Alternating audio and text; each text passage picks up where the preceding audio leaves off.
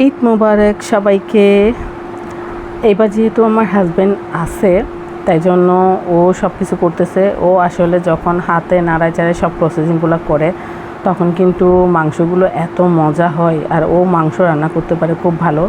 তো ফার্স্টে পেঁয়াজ কুচি দিয়ে দিল, অনেকগুলি পেঁয়াজ কুচি দিয়ে দিল। এরপরে হচ্ছে রসুন পেস্ট, আদা পেস্ট, একদম অনেক অনেক ভরে ভরে ও দিয়ে দিচ্ছিল।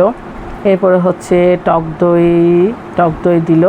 তারপরে হচ্ছে এখানে হচ্ছে সর্ষে বাটা আর হচ্ছে নারকেল বাটা।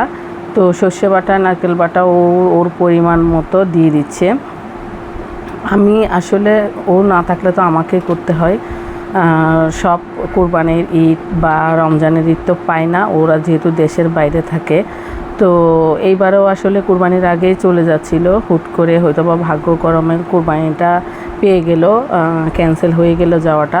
তো হচ্ছে এখন হচ্ছে সবগুলো শুকনো উপকরণ দিয়ে দিল, তেজপাতা, রং, এলাচ, দারচিনি সবগুলো দিয়ে দিল। এরপরে হচ্ছে কাঁচামরিচ আর টমেটো কুচি ওর পরিমাণ মতো আমি তো কেটে রাখছি সব কিছু এবং ওর সামনে সাজিয়ে রাখছি। তারপরে হচ্ছে গিয়ে চিনি কাবাব দিলাম কয়েকটা, তারপরে হচ্ছে গোলমরিচ, আর এইবার হচ্ছে অন্যান্য মশলাগুলোর পালা, অর্থাৎ ধনিয়ার গুঁড়া, তারপর হচ্ছে হলুদ গুঁড়া, তারপর হচ্ছে মরিচ, লাল মরিচ গুঁড়ো। এগুলো কিন্তু আমার পরিমাণ মতো আমি দিচ্ছিলাম, ওরও তাকায় আছে। তারপরে হচ্ছে গিয়ে মেজবানির যে গরুর মাংসটা আছে রাঁধুনির, সেটা দিয়ে দিলাম একদম পুরোটা। তারপরে হচ্ছে পরিমাণ মতো লবণ। এরপরে হচ্ছে ঘানির সরিষার তেল, 1 নম্বর সরিষার তেল, একেবারে খুবই ঝাঁঝালো। তারপরে হচ্ছে রান্নার রেগুলার তেল দিলাম। তো এইবার আমি ওকে বলতেছি তুমি হাতে নাড়াও, তেলের পরিমাণটা বুঝতে পারবো। তো ও যখন হাত দিয়ে নাড়াচ্ছে আমার মনে হচ্ছিল তেলের পরিমাণটা একটু কম হয়েছে। তারপরে হচ্ছে আমি আরও আমার পরিমাণ মতো, মানে আমার আন্দাজ মতো আরও অনেক পরিমাণে তেল দিয়ে দিলাম, আর ও হাত দিয়ে ভালো মতে নাড়াচ্ছে। এই ডেকটা শিপ থেকে ও আনছে। এখানে প্রায় 15 কেজি মাংস কিন্তু রান্না করা যায়। তো আমরা প্রায় এখানে 14 কেজি মতো মাংস এটাতে এখন রান্না করতেছি। প্লাস হচ্ছে আর 2 কেজি হচ্ছে ছোট্ট আরেকটা পাতিলে। এখানে আমি বলতেছি 2 কেজি, কিন্তু এখানেও 4-5 কেজি মতো হবে।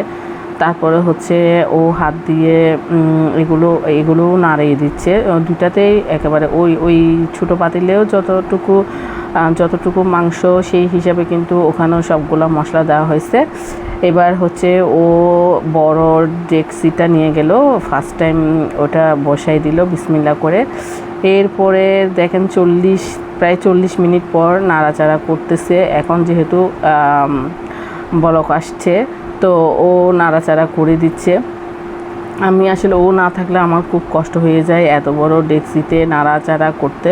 তো আমি তখন অনেক কষ্ট করে করতে হয়। আর যেহেতু আমার 14 থেকে 15 দিন অনেক অসুস্থ ছিলাম কুরবানির আগ থেকে নিয়ে, কুরবানির আগের দিনও আমার হাই প্রেশার খুব সমস্যা করছিল। তো তাই জন্য ও এইবার সব কিছু করছে। তারপরে হচ্ছে এই যে মাংসগুলো নিয়ে নিলাম এবার খাওয়ার জন্য। প্রায় 1 ঘন্টা 15 মিনিট পরে আমাদের মাংসটা একদম প্রপারলি সফট হয়ে গেছে, একেবারে সিদ্ধ হয়ে। তো মাংসটা আমাদের খুব মজা হয়েছে, ট্রাস্ট মি। আপনাদের যদি খাওয়াইতে পারতাম তাহলে হয়তো বা বুঝতে পারতাম, তবে কালারটা দেখে বুঝে নিতে তো হবেই।